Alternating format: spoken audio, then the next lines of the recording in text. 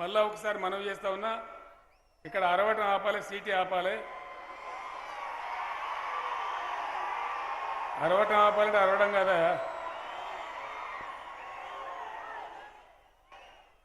మీ 10 మంది ఉండి అంత మొత్తం సభ జడగొడతారు. మీరు ఎందుకు నాకు అర్థం కాదు. ఈ అతి ఉత్సాహం పనికిరాదు కదా. నేను ఏం చెప్తున్నా, నువ్వేం మాట్లాడుతున్నావు? షడప్.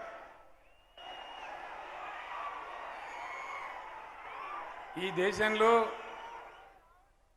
అట్లా ఆలోచించి ఓటేసే పరిస్థితి రావాలా? ఎందుకు? దానికి చాలా బలమైన కారణం ఉంది. ఒక పార్టీ తరఫున ఒక వ్యక్తి నిలబడతారు. ఇవాళ బీఆర్ఎస్ తరఫున వనమ గారు ఉన్నారు. రేపు మరి కాంగ్రెస్ కమ్యూనిస్టో ఎవరో ఒకరు అక్కడ ఉంటారు. బీజేపీ కూడా ఎవరో ఒకరు వస్తారు. ఈ ముగ్గురు వ్యక్తులే తప్పకుండా అభ్యర్థి యొక్క గుణము, గణము, సీనియారిటీ, మంచి చెడ్డ చూడాలి. దాని గురించి కూడా ఆలోచన చేయాలి.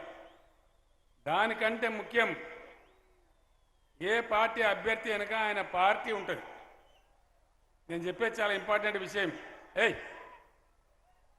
పార్టీ ఉంటుంది. ఆ పార్టీ యొక్క వైఖరి, ఆ పార్టీ చరిత్ర, ఆ పార్టీ నడవడిక, ఆ పార్టీకి అధికారం వచ్చినాడు ఏం నడక నడిచింది, ప్రజల గురించి ఏం ఆలోచించింది అనేది ఆలోచించి ఓటేస్తే మీకు న్యాయం జరుగుతుంది. తెలంగాణ తెచ్చిన వాణ్ణిగా, తెలంగాణ సమాజం బాగుపడాలని చెప్పి హృదయం నిండా ఆకాంక్ష ఉన్నవాడిగా బాధ్యతతో నేను ఈ మాట చెప్తా ఉన్నా. అట్లా ఆలోచించే రోజు లేకుండా ఎవడో చెప్పిండని ఓటేస్తే, తమాషాకు ఓటేస్తే చాలా గందరగోళం జరిగే పరిస్థితి ఉంటుంది.